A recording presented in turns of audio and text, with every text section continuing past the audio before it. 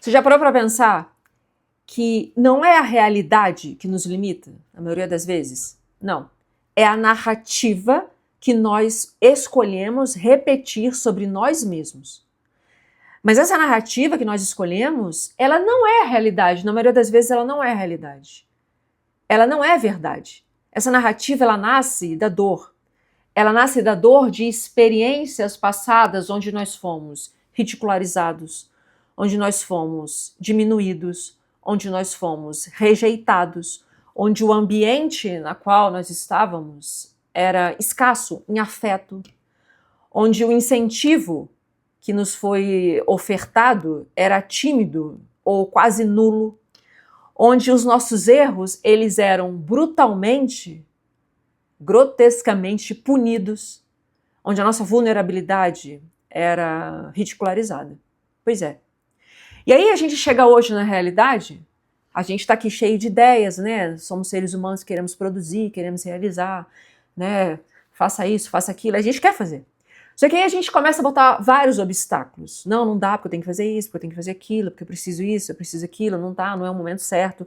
Tá, beleza. Mas tudo isso, na maioria das vezes também, não é por prudência, não é porque eu vou ser uma pessoa não necessariamente cautelosa, né? Você tá, né, ponderando. Não, é por medo. Medo de tudo isso que aconteceu, que te impede de ser quem você gostaria de ser. Parece simples, né? Mas é a pura verdade. Reflita um pouco sobre isso. E por que eu estou falando tudo isso? Porque isso vai de encontro a esse livro aqui, ó. Carta ao Pai, do Franz Kafka. Pois é. E eu cheguei nesse livro porque semanas atrás eu fui assistir o filme do Kafka que está passando no cinema. E esse filme me impactou bastante, né? Quando eu vejo esses filmes, eu fico umas semanas ainda pensando, eu saio do filme meio assim, meio atordoada, sério. Eu sou dessas. Eu não consigo nem conversar direito, porque eu fico meio assim, isso mexe muito comigo. E esse filme não foi diferente. Mas ele me impactou bastante, me chamou muita atenção nessa, eu acho que até era exatamente isso que o filme eu acho que queria passar, dessa relação, né, do pai, né, do Kafka com ele, né, todo esse desdobramento. E aí eu saí de lá meio assim, impactada até, meio triste, né, meio com compaixão do Kafka. Mas eu mudei de opinião, depois de que eu li isso tudo e refleti bastante. Eu não tenho mais, eu acho que ele, na verdade, ele teve grande sucesso apesar dos pesares, né? Ele não é um fracassado. Né? Quando eu saí do filme, eu senti muita pena dele, né? Assim, coitado. Mas hoje eu não vejo assim. Enfim, mas depois a gente vai continuando. Foi aí que eu descobri que ele tem esse livro, Carta ao Pai. Eu falei, nossa, eu preciso conseguir esse livro para tentar entender mais, né? Fiquei curiosa, né? E daí eu consegui o livro e li. E aí, o livro, né? Ele começa contando assim. Esse livro, ele é um livro que ele escreve. Tem umas 70 páginas, 50 páginas de carta, né, e mais o pós-fácil. É bem legal ler o livro. Você lê rapidinho, numa sentada. Não necessariamente você vai entender, né? Mas você lê rápido. Só que ela não foi entregue ao pai, ele não conseguiu ler. Né? E até depois que eu li o livro, eu gostaria de saber, ter uma réplica, né, do pai. Saber qual é o ponto de vista do pai. Porque tudo que a gente está lendo aqui, tudo que a gente sabe é do ponto de vista do Kafka, né? Não do pai dele. Mas eu gostaria de ver. Mas a gente consegue entender bastante coisa aqui. Né? Mas o livro começa assim. Querido pai, você me perguntou recentemente por que eu afirmo ter medo de você. Como de costume, não soube responder. Em parte justamente por causa do medo que eu tenho de você. Em parte porque na motivação desse medo intervém tantos pormenores que mal poderia reuni-los numa fala. E se aqui tento responder por escrito, será sem dúvida de um modo muito incompleto, porque também ao escrever, o medo e suas consequências me impedem, me inibem diante de você, e porque a magnitude do assunto ultrapassa de longe minha memória e meu entendimento. Para você, a questão sempre se apresentou em termos muito simples. Para você, as coisas pareciam ser mais ou menos assim. Agora preste atenção. Você trabalhou duro a vida inteira, a vida toda. Sacrificou tudo pelos filhos, especialmente por mim. E graças a isso, eu vivi à larga. Desfrutei de inteira liberdade para estudar o que queria. Não precisei ter qualquer preocupação com o meu sustento.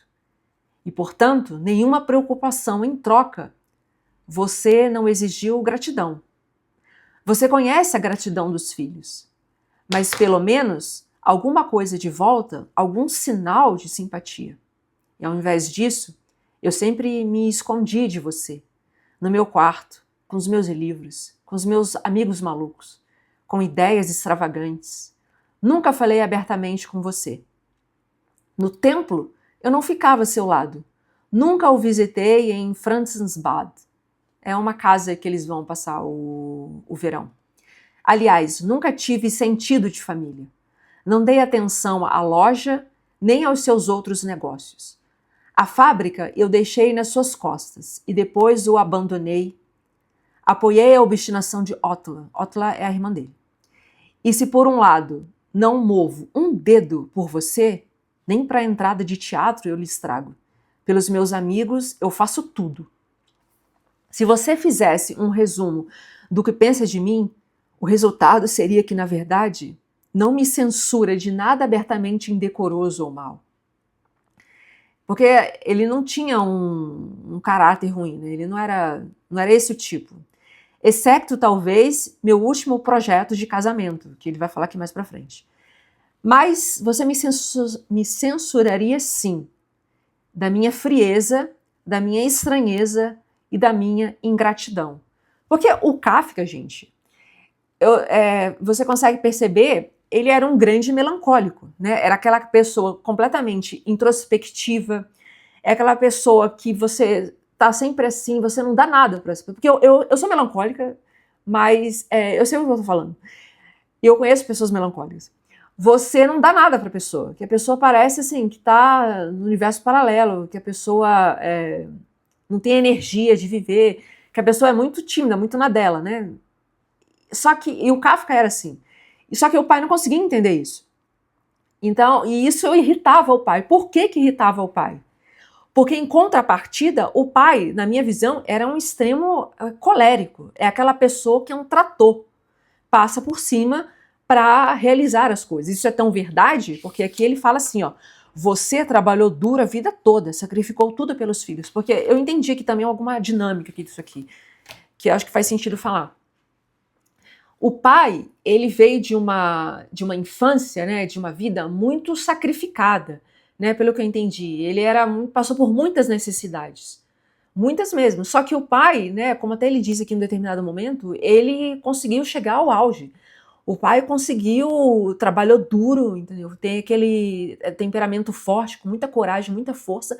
Era uma pessoa de muita dureza e conseguiu chegar lá.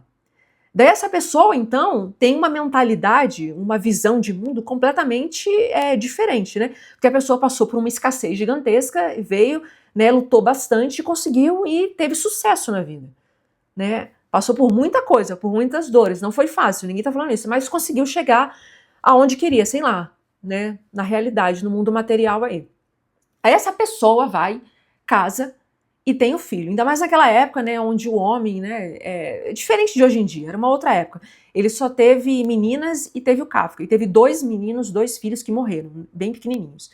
Então ele vai, cresce, ele casa, tem o filho, né, tem as meninas e o filho. Daí, aí você pensem comigo. Aí ele tem um filho que tem esse temperamento completamente diferente do dele, que é um temperamento mais quente, o menino é mais frio. É mais introspectivo, mais quieto, tudo ele falava. Eu ficava sempre no meu quarto, eu gostava dos meus livros, dos meus pensamentos, com umas ideias, né? Ele tinha um desenvolvimento mais lento, mais devagar, que ele escreve aqui. Talvez ele tinha também outras coisas, não sei, né? Naquela época a gente não se sabe. Mas enfim, é um temperamento completamente diferente. Aí o pai, né? Você que é pai, talvez, não, mas eu tenho uma filha. Você quer o melhor para o seu filho. Você quer que ele cresça, você quer que ele, entendeu, realize, você quer que ele tenha ação, porque você já passou por várias coisas. Você tem uma maturidade e você sabe de muita coisa, que você quer que, assim, para o seu filho não ficar perdendo muito tempo, você quer agilizar para ele. Você quer que ele seja mais rápido, que ele não... Aí, então, isso ficou claro para mim. A relação entre eles dois, e aqui ele diz isso, a relação entre os dois era de muito, assim, choque, era de muito embate. Não até necessariamente por parte do Kafka, porque o Kafka, ele era mais ele era mais quieto, ele não ia para cima. Mas o pai não, o pai ia para cima dele. Ele até fala que uma hora que ele se sentia esmagado. É como se o pai, né, toda aquela robustez, aquela força, ele via essa força no pai. E ele sentia como se ele tivesse sido pisado. A vida inteira ele estava se sentindo assim, esmagado, sem conseguir reagir. Porque é do temperamento dele também. Porque o Kafka não precisou passar por todo esse processo de escassez que tivesse que fazer realizar. Que se ele fosse um melancólico que tivesse que passar por tudo isso, aí seria sucesso. Mas ele não, ele deu vazão àquele temperamento e ele, né, se sucumbiu a esse, que está escrito aqui também, tá? Não é as minhas palavras. Ele se sucumbiu a todo esse temperamento, toda essa força do pai. Ele sentiu isso. Só que ele aqui também escreve, né, assim, uma coisa bem interessante que eu gostaria de compartilhar. Aqui ele fala assim, ó. E de fato, você me recrimina com isso como se fosse culpa minha. Né? Toda essa frieza, essa ingratidão, esse comportamento. Você me recrimina como se isso fosse culpa minha. Como se por acaso eu tivesse podido, como uma virada do volante, conduzir tudo para outra direção. Ao passo que você não tem culpa mínima, a não ser talvez o fato de ter sido bom demais para mim. Porque o pai não entende o temperamento dele. É porque a gente está aqui analisando, né, refletindo. Mas, por exemplo, hoje, né, no século XXI, a gente tem a oportunidade de estudar temperamentos, a gente tem a psicologia, tem várias coisas que você pode entender o outro, né? Então, se você quer ser um bom pai, você devia estudar e entender sobre essas coisas. E olhar primeiro para você e olhar para o seu filho. Que não necessariamente o seu temperamento vai ser igual ao do seu filho. E, justamente, uma outra adendo aqui. Eu que sou mãe, eu posso te falar isso, com certeza. O filho, ele vem com outras necessidades, que na maioria das vezes, eu acho, pelo que eu observo, não são as suas. O filho vem com coisas que você tem que melhorar em você. Portanto, eu sempre tive vários planos, vários projetos foram para o ladeira abaixo, porque o meu filho, a minha filha, ela está com outra demanda. E essa demanda é a que eu, de fato, preciso melhorar em mim. Então é o que está escrito aqui nesse livro também, se você refletir. Né? O que falta no Herman, que é o pai, aquele filho está mostrando para ele precisa mudar, mas ele não entende isso. Ele quer que aquilo que ele foi, tudo que aconteceu com ele, aquele temperamento, né, ele quer que aquele ser dele, tudo que aconteceu com ele quer transmitir para o filho, quer que o filho aceite. Mas não dá, porque as pessoas são diferentes, o filho é diferente. Simples assim. Então, uma outra coisa aqui, tem uma outra coisa que eu queria falar. Tá aqui. Isso aqui é interessante. Quando ele escreve essa carta, ele até fala assim, ó, esse seu modo usual de ver as coisas, eu só considero justo na medida em que também acredito que você não tem a menor culpa pelo nosso distanciamento. Ou seja, ele acredita que o pai não é culpado por esse distanciamento, porque eles se distanciaram, né? Ele perdeu o filho, né? E ele não teve pai. Mas eu também não tenho a menor culpa. O Kafka também não acha que ele tem culpa. Ele não vê a culpa no pai por esse distanciamento, por tudo que aconteceu. Mas ele também não se sente culpado. Se pudesse levá-lo a reconhecer isso, ele queria isso que ele está escrevendo por isso, porque ele quer que o pai reconheça isso. Ele não está jogando a culpa no pai, ele não está, entendeu, culpando o pai por tudo, mas ele também queria dizer que ele também não tem culpa por isso, ele queria que o pai entendesse isso. Então seria possível não uma nova vida. Então não seria possível. Não, vamos de novo, porque eu estou me enrolando. Também eu não tenho culpa, não tenho a menor culpa. Se pudesse levá-la a reconhecer isso, então seria possível. Não uma nova vida. Ele quer dizer o quê? O pai ele não vê culpa no pai, ele também não tem culpa, ele também acredita que ele não tem culpa, ele queria que o pai reconhecesse isso. Então, se o pai reconhecesse isso, né, nessa dinâmica que ele está falando, então seria possível. Não seria possível uma nova vida. Não é que eles cair em amores, nossa, tudo seria mudado. Não seria vida, até porque ele já é um adulto, né? Ele já tem quase 40 anos e o pai, enfim. Para tanto, nós dois estamos velhos demais, mas sem dúvida seria importante uma espécie de paz, mais a cessação, mas certamente um abrandamento das suas intermináveis recriminações. É isso que eu acho quando ele escreve. Eu acho que esse é o grande objetivo dele, dessa carta, eu acredito.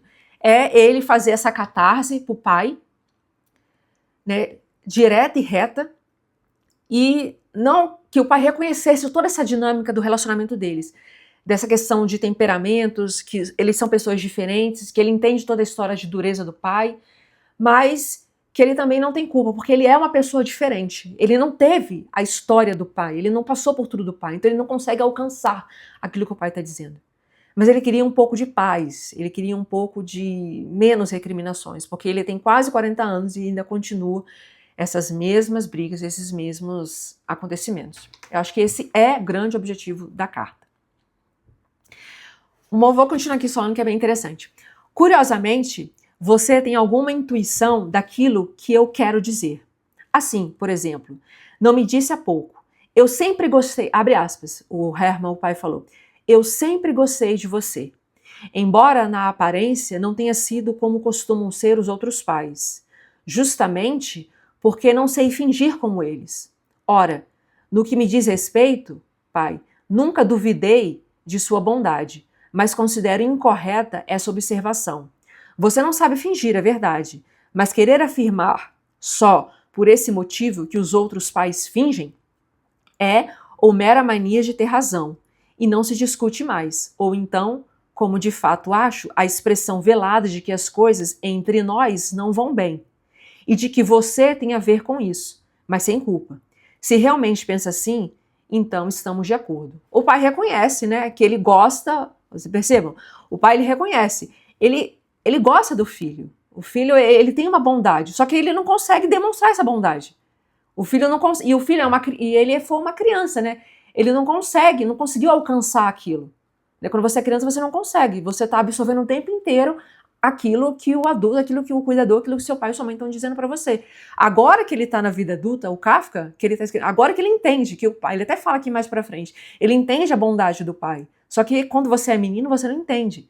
Mas, e outra coisa, quando ele fala aqui de fingir, né, que os pais fingem, na verdade, eu também pensei sobre isso, que é uma coisa que eu achei bem interessante.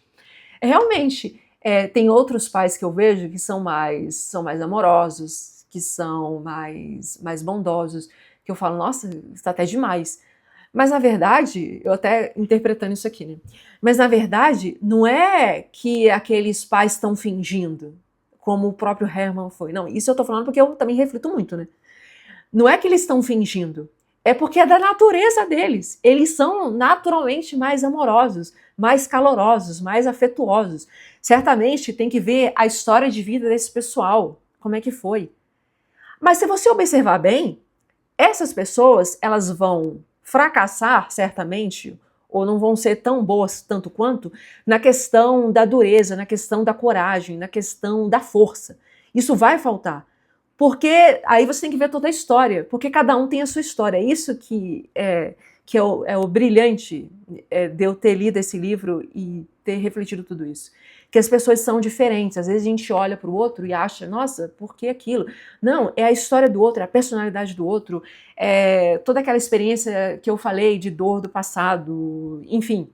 Mas certamente aquela pessoa tem coisas a melhorar, que não necessariamente é essa questão da bondade. Mas na verdade eu acho que ninguém finge.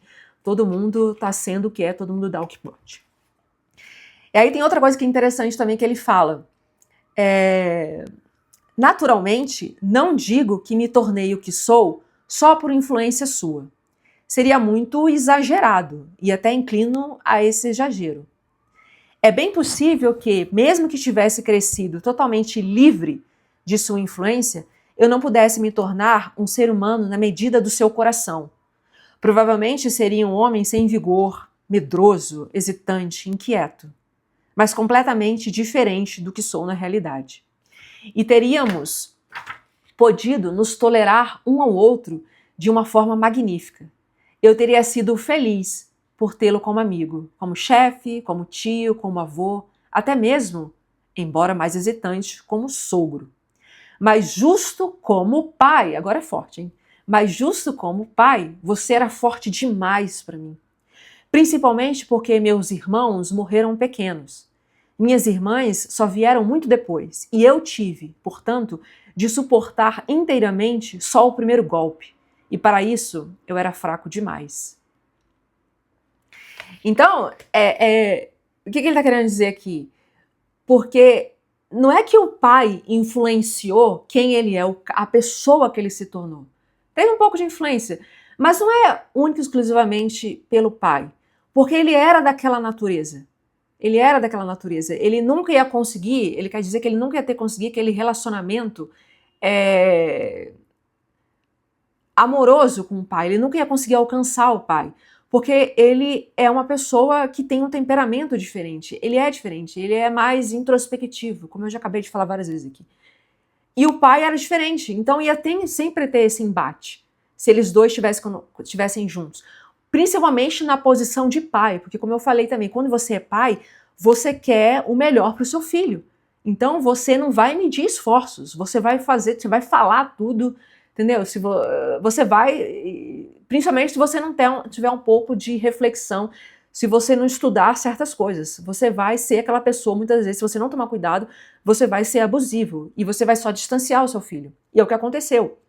Então ele quis dizer o quê? A gente talvez se daria bem se a gente fosse amigo, tio, avô, se fosse meu chefe, que não tivesse aquele dever, né, de pai de educar. Porque educar dá trabalho e é pesado, não é fácil. Então, quando você tem esse dever, as coisas mudam de figura. Você tem uma outra responsabilidade, diferente de um chefe, de um amigo, de um avô, que por mais que queira também ajudar a educar, mas é diferente. O pai é diferente. Então é isso que ele quer dizer. Essa relação não ia ser legal. Ele nunca ia conseguir alcançar o pai. Eles só iam talvez ter um mínimo de relação se eles fossem outra coisa menos pai e filho.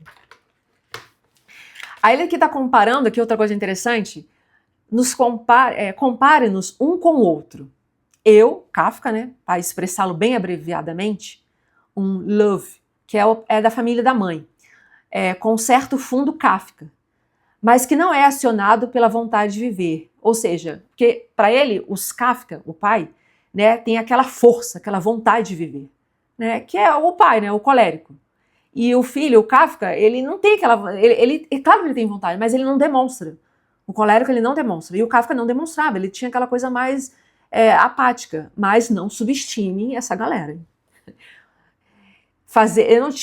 Não era acionado pela vontade de viver, de fazer negócios, de conquistar dos Kafka, não. Mas por um agulhão dos Love, que age mais secreto, age mais tímido, numa outra direção. E muitas vezes cessa por completo. Você, ao contrário, é um verdadeiro Kafka, na força, na saúde, no apetite, na sonoridade de voz, no dom de falar, na autossatisfação, na superioridade diante do mundo, na perseverança, na presença de espírito, no conhecimento dos homens, certa generosidade. Naturalmente, com todos os defeitos e fraquezas que fazem parte dessas qualidades. Né? Porque não é porque ele é tudo isso, mas está cheio de defeitos. Simples assim. E para os quais os precipitam seu temperamento e, por vezes, sua cólera. Talvez você não seja totalmente Kafka na sua visão geral de mundo, até o ponto em que posso compará-lo com os tios, Philip, porque ele tem os irmãos, né? Ele está comparando agora o pai com os outros tios, que são completamente diferentes. E isso para ele, isso é curioso. Aqui também não vejo muito claro. Todos eles eram, sem dúvidas, mais alegres, mais dispostos, mais desenvoltos, mais despreocupados, menos severo que você. Abre aspas. Nisto, aliás, herdei muito de você e administrei bem demais a herança, sem, no entanto, ter no meu ser os contrapesos necessários como você tem. O que ele quer dizer aqui? Ele está comparando o pai, porque o pai era aquela pessoa, né, de força, aquela pessoa, não tinha alegria, aquela pessoa robusta, aquela pessoa, era uma pedra, né? Era um ditador. Só que os tios eram diferentes, aí que ele fala, que ele estava comparando, né, a família dos Kafka com a da mãe, né, dos Love, que eles eram completamente diferentes. Aí ele compara, mas não necessariamente você é um Kafka por completo, porque os tios são completamente diferentes.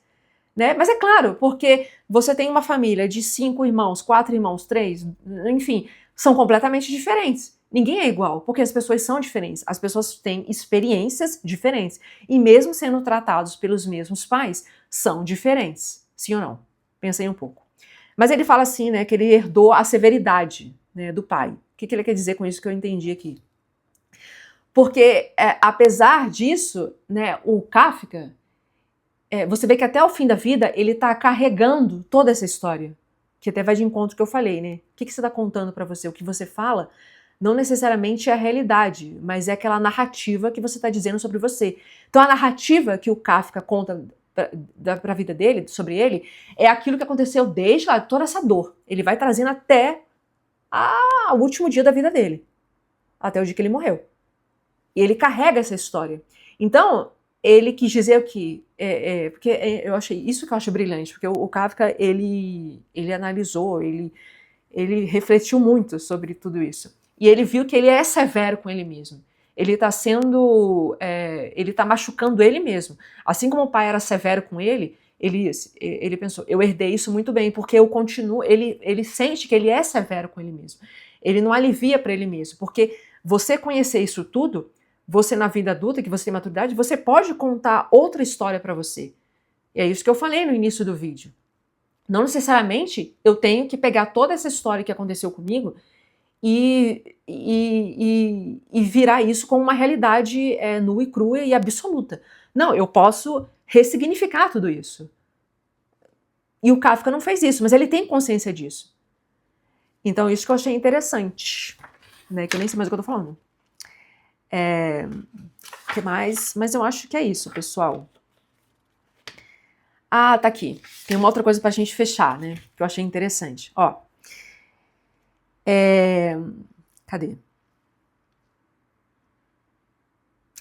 Por outro lado, porém, você, nesse sentido, atravessou épocas diferentes. Talvez fosse mais alegre antes dos filhos, e, em particular, o decepcionasse e oprimisse em casa. Se vinham estranhos, você era outro. Ou seja, porque ele era assim com os filhos, porque ele, no fundo, na visão dele, ele estava querendo o melhor dos filhos. Mas quando vinham os estranhos, ele era legal, ele não precisava ter aquela preocupação de educação, né? Que no fundo eu acho que ele tinha uma grande preocupação com esses filhos.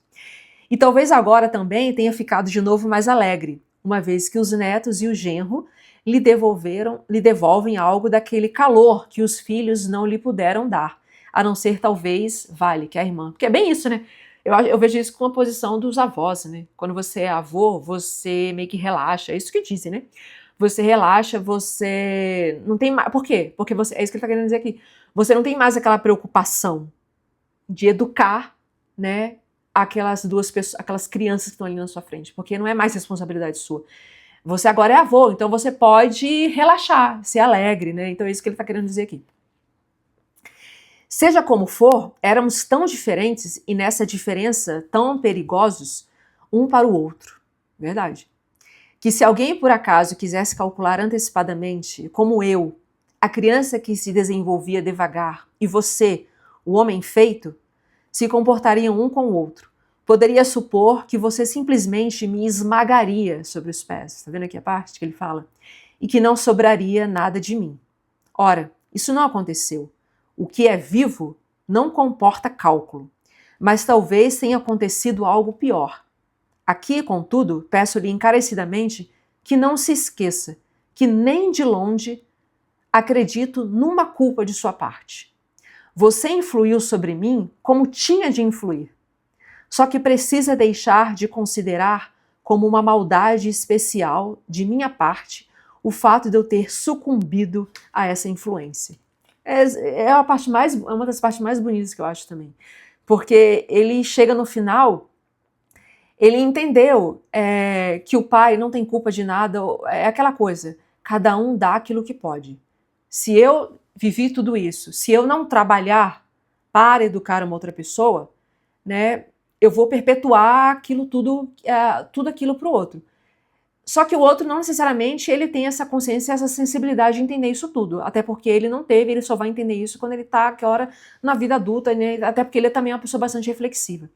Mas ele tem essa consciência que a influência do pai tinha que ser aquela. Porque o pai ele só podia dar aquilo que ele tinha. Ele não podia mais que aquilo, ele não podia ser diferente. E ele tem essa consciência, por isso que ele perdoa o pai dele. Só que o pai, em contrapartida, não entende tudo isso, porque ele não tem essa reflexão. O pai acha que tudo aquilo ali é maldade, é má vontade, é preguiça, né, da parte do filho. Porque o Kafka, devido a toda aquela sensibilidade, ele absorveu tudo aquilo, ele sucumbiu tudo aquilo. Então isso também eu achei uma parte bem bonita, né? Aí tem uma outra parte aqui para finalizar. Eu acho que eu posso ir direto aqui, ó. Você só pode tratar um filho como você mesmo foi criado, com energia, ruído e cólera. E neste caso, isso lhe parecia, além do mais, muito adequado, porque queria fazer de mim um jovem forte e corajoso. Isso é demais, né, gente?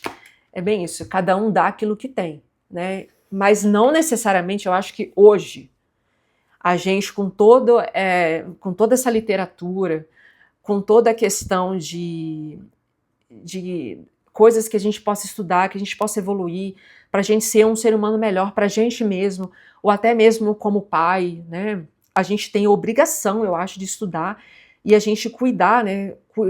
Olhar para a gente e meio que não perpetuar toda essa dor que existiu dentro da gente para o nosso filho. E a gente também perceber que aquela pessoa que nós somos, o caminho que nós levamos para chegar até aqui, por mais doloroso que ele fosse, por mais vitorioso que nós, né, passamos por essa dor, chegamos, né, em pontos positivos hoje, não necessariamente o nosso filho vai passar por isso e ele não vai ter a mesma sagacidade da vida como nós tivemos. E é isso que eu acho que é a grande mensagem aqui desse livro e que eu gostei bastante.